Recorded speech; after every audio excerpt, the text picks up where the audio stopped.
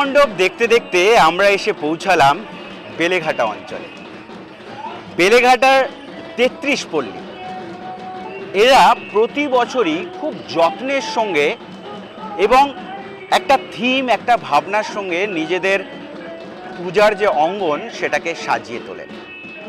এই বছর আমার যে বিষয়টা সব থেকে ভালো লেগেছে, ক্যাচি, তা হচ্ছে এই যে আমার পেছনে লেখা, আমার মায়ের সন্তান যেন থাকে দুধে ভাতে।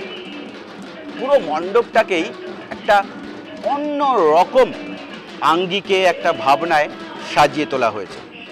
পুজো কমিটির সঙ্গে, পুজোর সঙ্গে যারা জড়িয়ে আছেন তাদের সঙ্গে আমরা মূলত কথা বলার চেষ্টা করব। ক্যাচি লাইন, মায়ের সন্তানরা সবাই যেন দুধে ভাতে থাকে, এই ভাবনাটাকে সামনে রেখে কীভাবে এই বিশাল পুজো মণ্ডপটাকে আপনারা সাজিয়ে তুললেন? তো এবছর বেলেঘাটা ৩৩ পল্লীর ২৫তম বর্ষ, আর আমাদের শিল্পী শিবশঙ্কর দাস চেয়েছে যে সকল দর্শনার্থী যারা আসুক তারা যাতে একটা বার্তা তাদের কাছে আমরা পৌঁছে দিতে পারি। কারণ বেলেঘাটা ৩৩ পল্লীর এটা একটা গর্ব যে প্রত্যেক বছর তারা কিছু না কিছু বার্তা মানুষের কাছে পৌঁছে দেয়।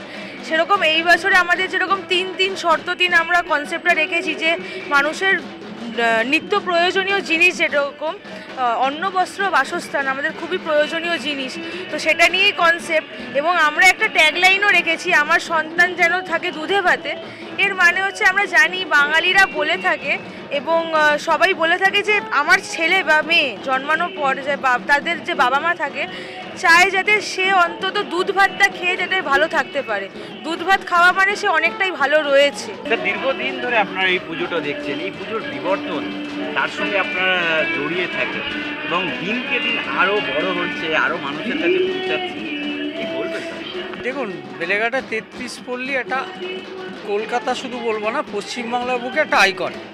কারণ আমরা আমাদের যে থিম পুজো আমরা যখন শুরু করেছিলাম ট্যাক্সির প্যান্ডেল থেকে, এবং তারপর থেকে প্রত্যেক বছর আমরা বিভিন্ন থিমের মাধ্যমে বিভিন্নভাবে বিভিন্ন নিদর্শন, শৈল্পিক নিদর্শন, শিল্পের যে বিভিন্ন ধারা বজায় রেখে সেই নিদর্শনগুলো আমরা সাধারণ মানুষের কাছে তুলে ধরার চেষ্টা করেছি এবং এটাকে একটা সর্বধর্ম সমন্বয়ের মানুষের কাছে পৌঁছে দেওয়ার চেষ্টা করেছি, যাতে তারা এখানে এসে সমস্ত কিছুর ফ্লেভারটা পায়।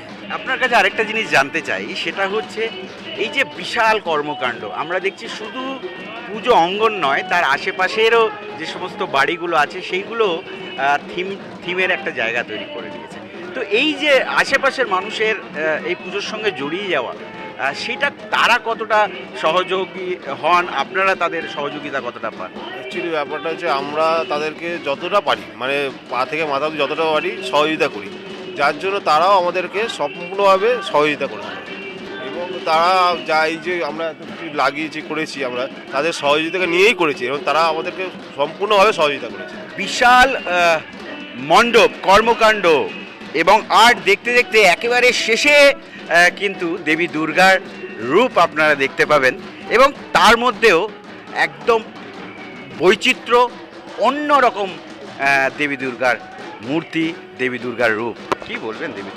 এই বছর যেহেতু আমরা আমাদের 25তম বর্ষ সিলভার জুবলি ইয়ার সেলিব্রেট করছি, আমরা খুবই আনন্দিত আর গর্বের সঙ্গে বলতে পারি আমরা 90 বছর বয়সের একটি আর্টিস্ট গণেশ হালুই, উনি অ্যাবস্ট্রাক্ট ইন্টারন্যাশনাল আর্টিস্ট, যিনি আমাদেরকে এই মা দুর্গার স্কেচটা দিয়েছিলেন এবং তারপরে আমাদের পুরো এক্সিকিউশনটা যে করেছে শিল্পী শিবশঙ্কর দাস নিজের হাতে থেকে দাঁড়িয়ে করেছে এবং সে চেয়েছে যে গণেশ হালুই এত বড় একটা আর্টিস্ট হয়ে যখন সে স্কেচ ফরম্যাটেই আমাকে দুর্গাটা দিয়েছে, আমি কেন এই দুর্গাটাকেই আমি স্কাল্পচার স্কেচ হিসাবে রাখতে পারি না, যেটা কলকাতার বুকে প্রথমবার যে একটা স্কেচ দুর্গা হিসাবে প্রেজেন্ট হয়েছে, আয়রন রড দিয়ে দুর্গা বানানো হয়েছে।